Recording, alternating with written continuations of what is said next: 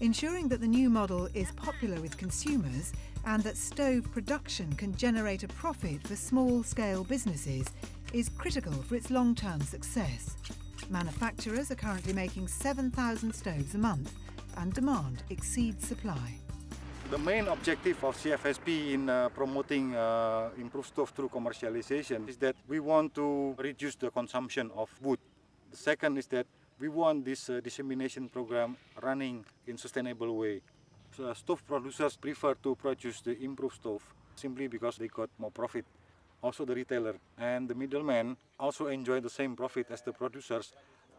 I believe that if we can maintain this condition, then the commercialization of improved stove in Cambodia will going on itself without any support from the project. A limitation of the stove is that despite increasing efficiency, it still relies on charcoal and tree cutting. But it has kick-started an economy. I can get more income now, about 3 times more than with the traditional stove.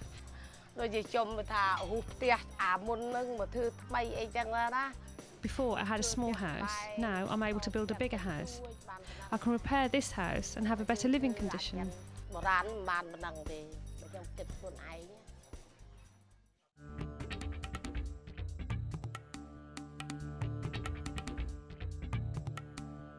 Pune, one of India's silicon cities, an unlikely place for biogas, a carbon-neutral fuel usually made from cow dung for village homes. But one man's vision is turning conventional wisdom upside down and proving biogas may yet be an option for the city dweller. The Appropriate Rural Technology Institute, ARTI, is a registered scientific society established in 1996 by scientists, technologists and social workers to develop sustainable technologies. Its leader, Dr. Anand Karve, has developed a revolutionary approach to generating cooking gas. The new method is more efficient than the traditional dung-based biogas plant. Our system is 400 times as efficient as the dung-based biogas plant. And because of that, we could reduce the size. This is like any normal biogas plant where you have a fermenter here and the gas holder here. Now, this thing contains the feedstock along with water. And as it ferments and produces methane, this cap is raised. And this is the point where you take out the gas. And as you utilize the gas, the cap goes down again.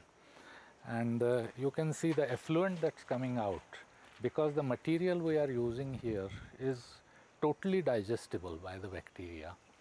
The effluent is very watery. It has no solids in it. So the next day's feedstock, we just mix it in that and it's poured back. Dung is not the food of the bacteria. The bacteria live in the guts of animals. They eat what the animals eat and they are only thrown out of the body along with the dung. We started out experimenting with biogas plants into which we fed sugar instead of dung. And we found that with about 1 kilogram of sugar, you could get as much biogas as from 40 kilograms of dung, and that also within about 24 hours. Sugar from sugarcane is the best fuel, but it's expensive. And luckily the bacteria are not fussy and will produce gas from the sugars in rotting organic matter.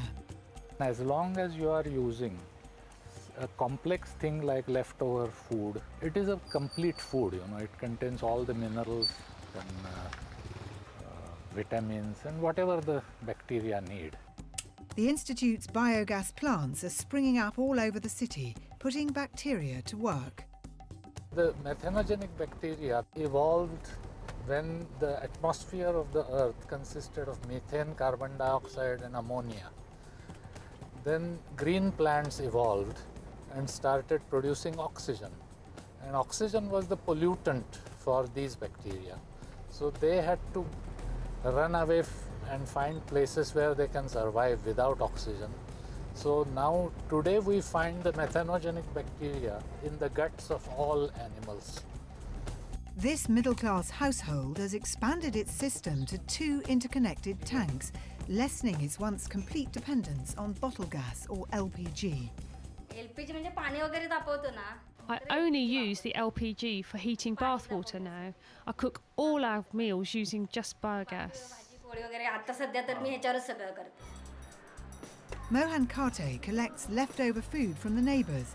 All this has absorbed carbon dioxide while growing, making the gas carbon neutral in his rooftop biogas tank.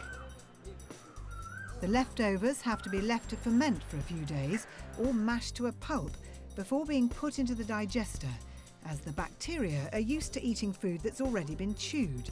Mix it by hand because it is not harmful. With a limited amount of space, this biogas tank is on the roof. We are sorry, we have no steps. I just climb up this way. Mr. Karte and his family have been quick to pick up on the benefits of the new system. Cow dung is also useful, but their effluent is thick and slurry. It is a slurry. In this case, it's like Coca-Cola, as a syrup, very watery. We use that effluent as a fertilizer to this plant. This year we got much more better result than the last year.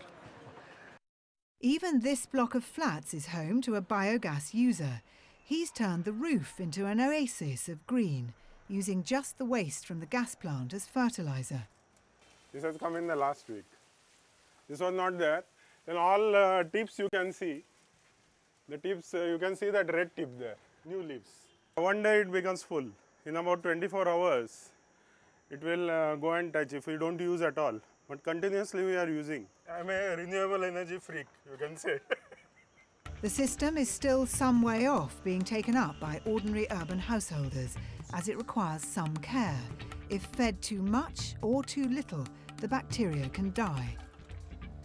But the system can be scaled up. 2 municipal council depots have installed trial digesters.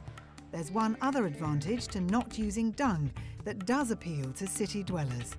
Now we are standing here just 3-4 feet away from this plant, but we don't have any odor problem. Do you smell anything? No. Next time on Climate Challenge, we stay local and report on how going green can be good for business.